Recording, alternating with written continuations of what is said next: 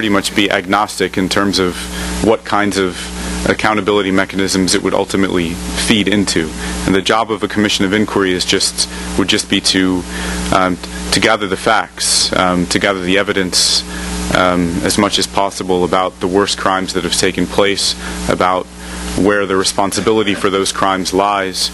It might make recommendations about appropriate kinds of mechanisms of accountability, but really, the idea is just that it would be there to gather the evidence, and then the evidence could be used going forward, whatever the answers to those much more difficult questions about exactly how to ensure accountability turn out to be.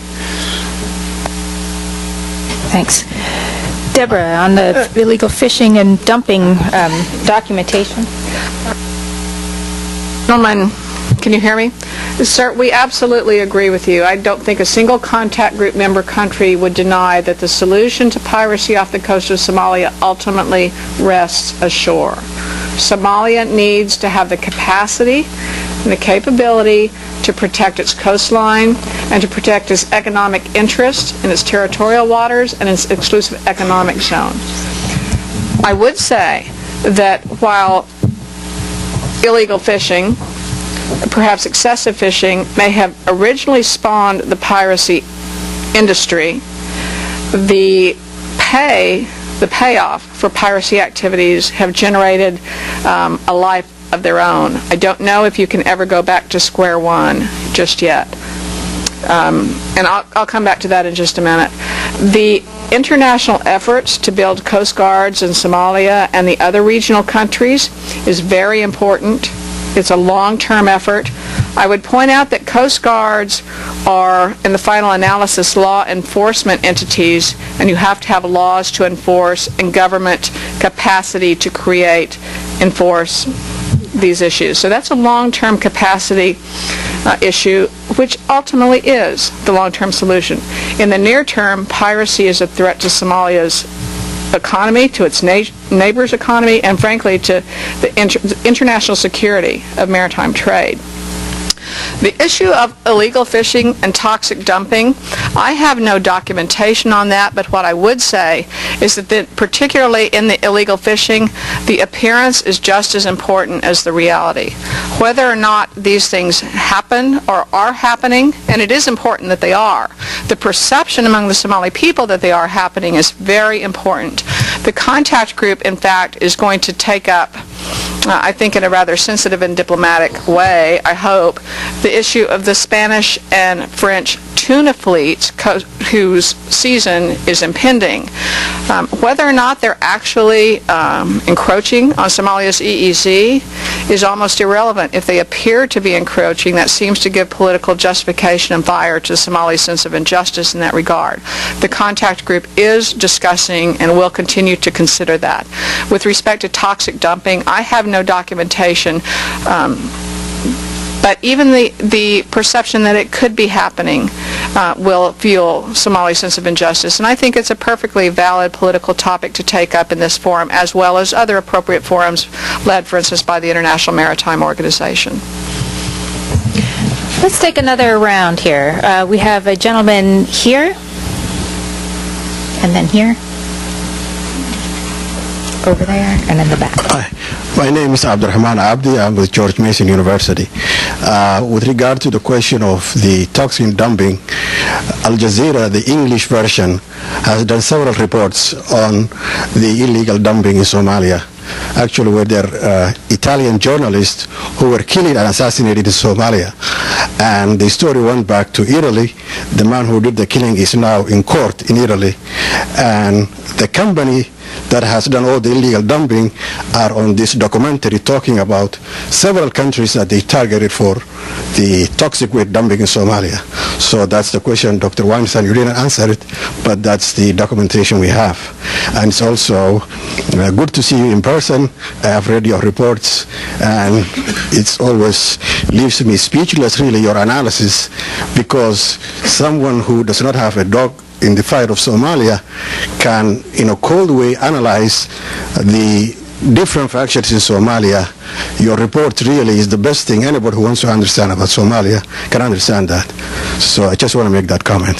Thank you very Thanks. much. And just let me say that I was sent by JAMA the same material that you're talking about. Watch the documentary, David. You can take a look into the Italian court case. Okay, great. Yeah, that's right. Okay, we had one question here. My name is Hassan Warsame. I'm with Somali Diaspora Network. First, I would like to thank the panel members. Many of you have pointed out a new hope and opportunity in Somalia as a result of the new unity government. In my view, the two most challenging items are lack of security and lack of capacity in terms of human and material. Knowing that Al-Shabaab and other organizations that oppose the government have not shown eagerness to reconcile. In addition, international coalition, not international community, have not shown an eagerness to come quickly to the side of the new government. My question is, how will the new government overcome those two huge challenges, since it has only 2 years to show its relevance? Thank you. Thanks very much. Question there in the table behind. Yes, my name is Joel Charney from Refugees International. I want to bring in the humanitarian aspect, but maybe for the purposes of this panel, put it in a political context. There's a debate in Nairobi, which I think is unfortunately primarily among internationals, about sort of how do you proceed now with humanitarian assistance, and it relates to Professor Weinstein's point. I mean, basically, do you say we have a unique opportunity to support a new central government that offers promise for the future of Somalia, and therefore do you direct humanitarian assistance to that government, in essence, to kind of support this new opportunity?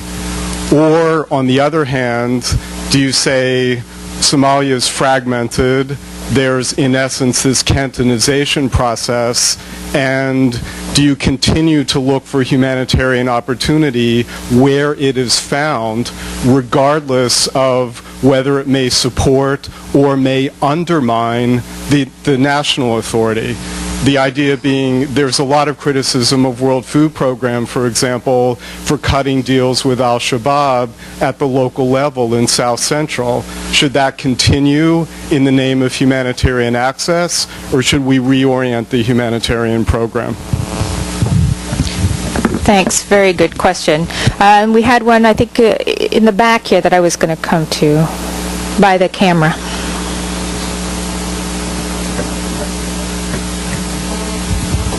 Hi, my name is Abdi Ainta. I'm with the BBC. My question is for Chris. With respect to human rights, you've mentioned that the police commissioner needs to be fired, but he's hardly alone on whatever abuses that happen in Somalia. So I was just wondering why, A, only him, and B, if you have other names to add on to that list, and how they can be pursued. Just want to mention, though, that some people can also argue that firing him now may be counterproductive, given that he could just go back to the bushes again and do whatever he was doing before. So maybe contain him in the system and process him through some international or through the government. Okay, let's take one more question, since one of those was a comment more than a question, and right next door there. Corinne Lepier with Independent Diplomat. I was wondering if you can speak up. I was wondering if someone could talk about Somaliland and perhaps a role it could play in a solution because of its own instability.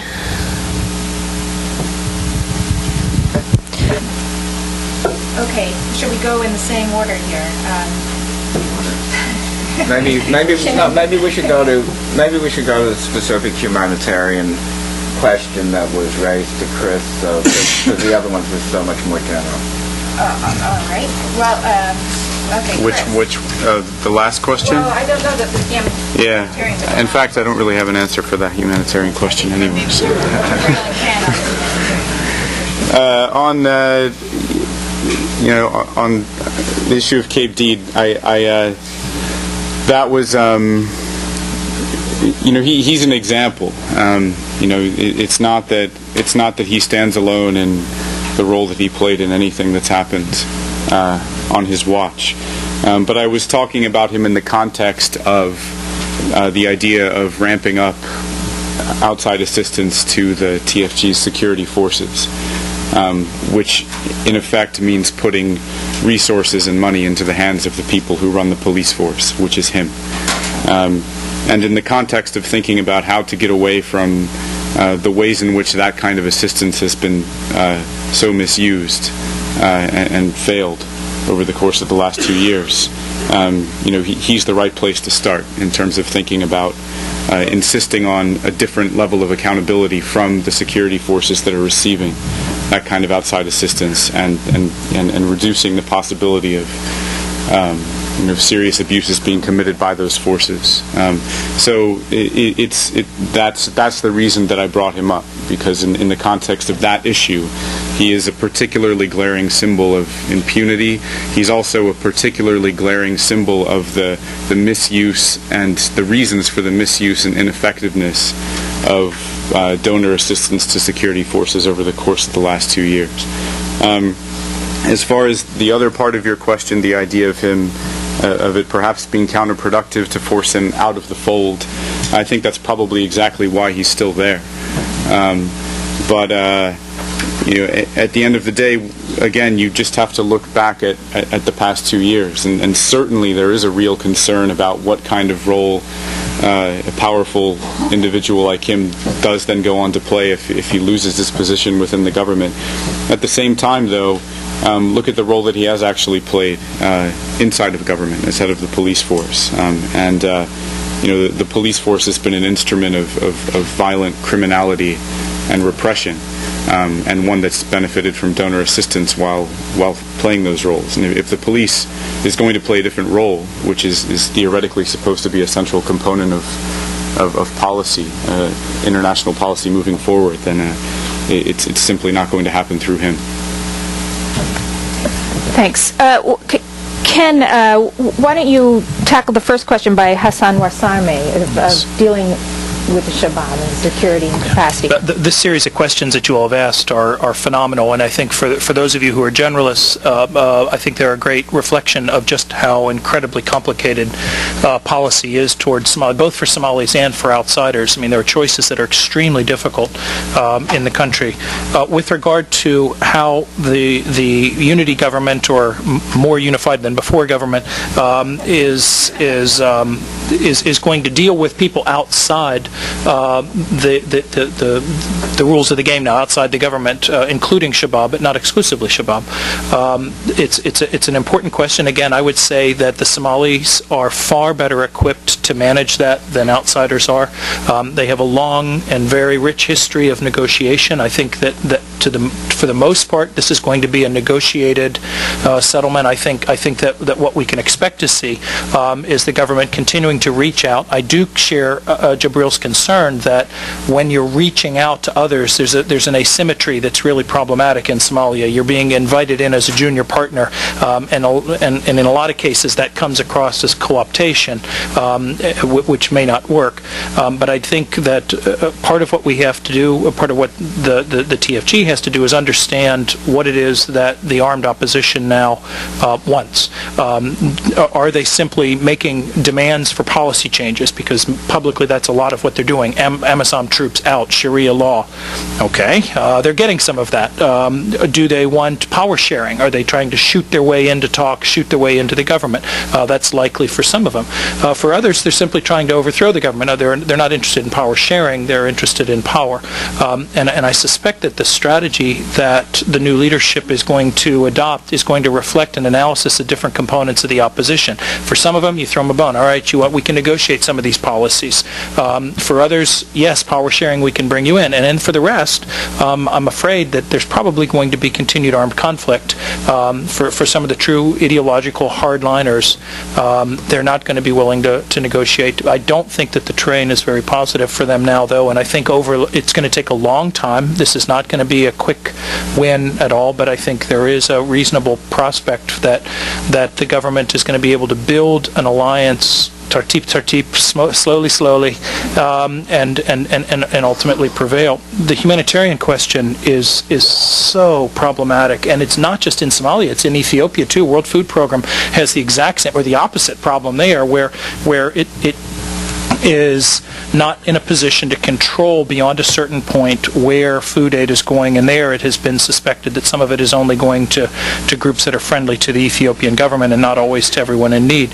I don't have an answer for that. I suspect the humanitarian community is going to be divided on that. I think the key here, just for, again, those of you who haven't followed this long and very difficult debate over humanitarianism in Somalia closely, one of the problems in the past 2 years has been that there's been a lot of pressure from the UN political office and especially from donors for humanitarian aid actors to directly support the transitional federal government.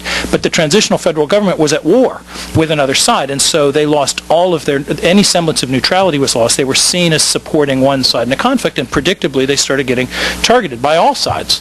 And that is why Somalia today is the most dangerous place on earth for humanitarian actors. They're going to be very sensitive about being perceived as having taken sides as a result, and I think that's going to make it more difficult for some to convince aid agencies to work through the government until the government seems to have enough of a footing and a broad enough base that it's no longer dangerous. Thank you. Jabril, did you want to add to that, or the last two questions? Well, the issue of humanitarian delivery, I agree with Karen, and I think this is the dangerous in the sense of delivery. But the UN agency has requested what, 900 something, $1 billion, just few months ago, last December, I think. I don't know how much has been pledged or contributed to it. But the question always comes back is how do you really even utilize that $1 billion aid in Somalia, a particular area mostly affected. And if you look even statistical aspect, more resources are put into the safe area than the area that desperately need. If you look Puntland and Somaliland, and then compared to the South Central Somalia, where really the challenge humanitarian crisis deep, the reach is very simple. And the argument of the international community has always been, well, this is the only place we can reach out. It's a difficult, it's a moral issue, and one cannot argue with them because some of their staff are killed. So I agree with Karen that they should not really cooperate to work with the government because the government institution is so weak. But at the same time, it has to come a way to deal with it. You cannot really manipulate aid agency out of Nairobi. It just cannot happen. You're dealing with people's lives are in danger. They are on the ground in Hargeisa. Apparently, Hargeisa even has a difficult in terms of malnutrition these days. People are the impact of recession globally is touching Somalia as well, Puntland, Somaliland, and South Central Somalia. So it will be really tragic if the resources available are not properly disseminated and dispersed throughout the country according to the need that exists. But what I really foresee right now is that the more resources are accumulated but not been spent because of these challenges, and what the international community, particularly agencies that deliver food, they really have to come up a new, flexible, dynamic, creative, utilizing civil society, elders, traditional role. There is a different way to do it. But if you're really simply staying out and utilizing the same methodology over the years, then nothing will happen. And if you go back accountability purpose, there's a serious question in terms of delivering. The TFG, I'm sure they will ask and say that we will deliver. But sometimes dealing with some elements that might not be desirable might be necessary because people are starving and dying it. But that also is a very dangerous itself because one can be accused of nurturing institutions that's not people are not supporting to it. But I would like to take issue of Somaliland as well, if you don't mind. And I think that this is very critical because Somaliland and the rest of Somalia, there is a real revolution going on, not publicly in the sense, and that revolution is a one of mutual care. Somaliland has welcomed almost thousands of Somali from south when the disaster took place in Mogadishu. People just fly with Dala Airlines, arrive, and they be given shelter and support. That has really won the heart of the rest of Somalia. So there's a genuinely link and support that is taking place right now in the Somaliland, as well as in Puntland as well, has been done it. You also have now a Piracy issue has been coordinated, worked together by Puntland, Somaliland, Puntland, and the TFG. The last meeting held in Nairobi, as a matter of fact, Somali ambassador represented the whole three entity. So that was another changing. And as a matter of fact, the discussion is going on. Somali dynamic changed by the hour, by the minute. And believe me, whoever believed that it will never happen, might be the possibility Somaliland might be coming together. I don't rule out that idea, but simply there is a lot of things can happen over the years. I think people are tired both sides, but there is this genuine caring that Somaliland has shown. Even when that tragic happened of bombing, Somaliland leadership has enormously went an extra mile to accommodate the needs of these people. And when they go back to Somalia now, the link has been established. We're talking about the business side, but now in the human side as well, there is a serious link between the two groups. Thank you. Thank you very much. We're just about out of time. I know Ambassador Abdallah wanted to say a comment to the panel. Here, Lisa, here.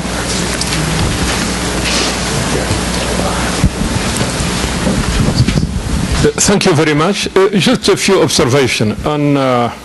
First, to thank and congratulate Jibril. He was with me in Djibouti because we are talking about all the discussion, and we mentioned we are here because Somali have agreed to have a Djibouti agreement. Like all agreement, whatever in Congo or elsewhere, it cannot be 100% inclusive from the beginning. We are demanding too much to Somali, and we have to give them a helping hand or leave them alone. We would like them to be 100% in agreement the first day. It cannot happen. Second, I would like to recognize the representative of Refugee International. He visited me last week, decided to go to Mogadishu. We discussed how to do it discreetly, and he returned safely with his two colleagues without fanfare and breaking news. So thank you for your visit. Yeah. Many people are talking about ownership. Somali should be the driving seat. I wish they were giving the same advice to Ambassador Holbrook when he went in Dayton, Ohio, to bring Somali together. We have, once again, to give a helping hand to Somali. I was involved in negotiation in DRC Congo. They have to be associated. They have to approve. But if people, after years of misery, suffering, you are telling them, no, you have a driving seat, you would like them to continue. The principle is yes, but it means also disengagement. So Somali should be in charge. We have to help them, facilitate things for them. But we are talking death and life. This is very important. My colleague, this is very important. We should help people. So on other issue,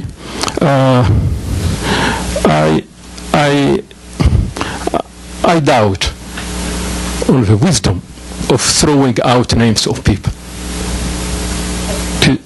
Throwing out name of people to be brought to justice. When I came to Somalia, I was surprised no one, no organization ever mentioned impunity. My generation is advocacy from big people. But I'm happy now people are mentioning impunity. Amnesty International made something last week. I think it should continue for the sake of Somali peace and security. But we should be very careful to throw out the name of someone. Especially, we never, and as a representative, as the top representative of international community, I am going in my statement to see our shortcomings. We should not be here criticizing only Somali. What are our shortcomings and responsibilities? We have not paid trained police, trained by UN. with the approval of US and European Union. We have not been able to pay them for 1 year. Instead of addressing it, we criticize Somalia. I think, there is a humanity in this problem. We have to be very careful. Now, last point, government in Mogadishu is just finished working now, and they have adopted Sharia as principle. And we have to be very serious about this. Instead of having a slogan, what Sharia, it is what Jibril said. First, all Somali are Muslim. And Sharia address the problem of trade, business, wedding, and so on. So what is the problem? So we are not talking, and it is an objective. The problem is Sharia is adopted as an objective. And to tell you the truth, I spoke with the president and his entourage. I told them I have no problem if Sharia is an objective in a Muslim country to do it. Most Muslim countries have Sharia on common law. Trade, business, exchange, and so on. So we should also depart from slogan and destabilize countries. Last point, as once again Jibril said, there is a dynamic in Somalia now. It may work, it may not work. But we are not here to keep discouraging them, just for us to, to be around. There is a dynamic. Some people are outside, as Jibril said.